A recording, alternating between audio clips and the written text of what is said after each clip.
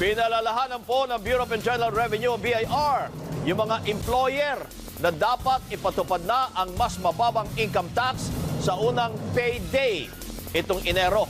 So, unang payday, Enero 15. Sakaling hindi ito naibigay, kailangang isauli sa empleyado ang sobra na withholding tax na makukolekta sa susunod na sweldo. Nagpapatrol si Vivienne Gulia. Laking tuwa ng lab technician na si Willie Kiambao nang matanggap ang sweldo. Buunan niyang naiuwi ang sweldo dahil sa exemption sa ilalim ng tax reform law. May malaking tulong. Kasi yun nga, sa mga baon ng bata, pantagdag, saka sa mga bilihin din. Paalala ng Bureau of Internal Revenue sa mga employer, epektibo na dapat ang mas mababang income tax sa ilalim ng bagong batas, unang sweldo pa lang ng taon. Kung sakali man na hindi na i-adjust, dapat po is simulan na nilang i-recompute yan kasi para naman po maibalik sa empleyado kung may sobra pong naikaltas sa mga paunang sweldo. Handa naman makipag-usap ang BIR sa Employers Confederation of the Philippines na nangihingi ng kaunti pang palugit. Give us time to convert our old program into a new program. We have a law to follow. We have deadlines to meet. Epektibo na rin simula ngayong Enero ang 5% excise tax sa invasive cosmetic procedures, surgeries at body enhancements o pagpaparetoke. Maliban na lang kung ang procedure ay kailangan para maayos ang isang abnormalidad mula pagkabata o magamot ang mga natamong pinsala sa aksidente, virus o sakit. Kasama ba sa papatawa ng excise tax pati ang sex reassignment surgery? Yeah, others would say na ang being a transgender may not be just a luxury. It's a congenital problem. Ayon sa BIR, nananatili silang bukas sa mga suhestyon para ma-improve ang regulasyon na gagamitin sa pagpapatupad ng tax reform law. Vivienne Gulia, ABS-CBN News.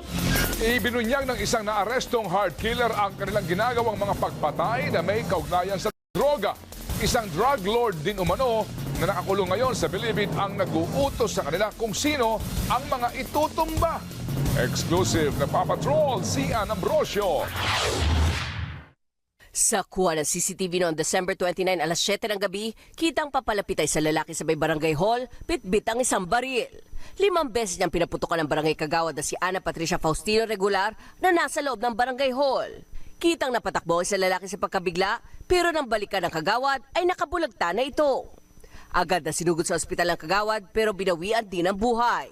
Sa follow-up operation ng Moriones Tondo Police, naaresto ang kasabot na driver ng gunman na si Patrick Aranchado alias Sonny Boy.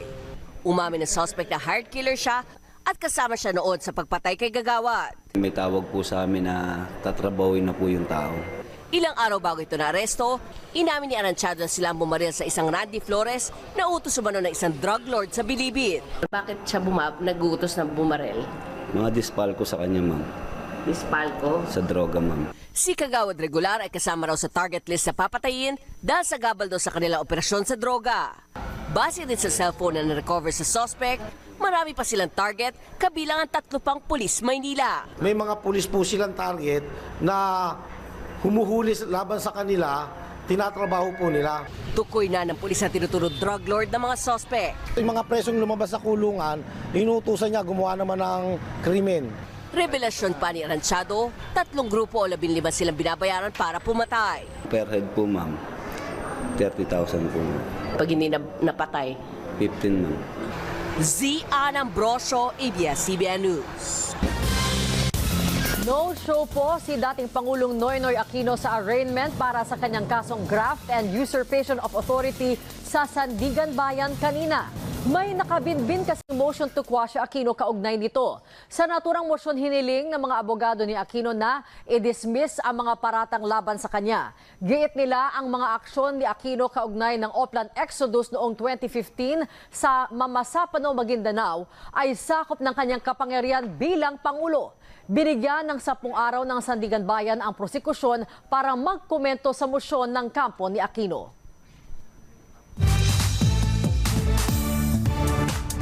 Sabado ang pasasalamat ng mga host at judges ng Pilipinas Got Talent dahil sa mainit na pagtanggap sa bagong season ng reality talent show. Kasabay nito, nagpasalamat din si Vice Ganda sa malaking tagumpay ng kanyang pelikula sa Metro Manila Film Festival. Nagpapatrol, Jeff Fernando. Humataw sa rating sa unang weekend ang latest season ng reality talent show na Pilipinas Got Talent. Noong Sabado, nakakuha ito ng 36.8% na rating, habang nitong Linggo, pumalo pa sa 40.8%.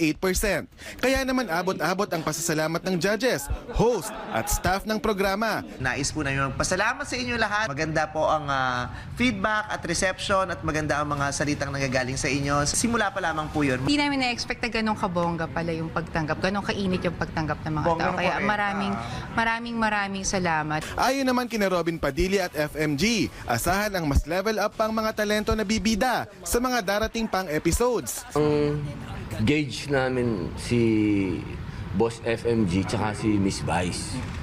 Kapag nakikita namin na na-excite sila, ibig sabihin bago. The one thing that really works are the judges and the host, no? Because we could make something of a very simple performance exciting. Sina Billy Crawford at Tony Gonzaga, ang bagong tandem ng host sa PGT6. Yung rapport namin dalawa, nagkatrabaho na kami before. This time, yung magkasama kami ay sobrang parang hindi nga trabaho. Ito ang isa sa mga consider ko na pinakamasayang reality show. Kasi hindi siya nakabox, hindi siya nakakulong sa isang konsepto.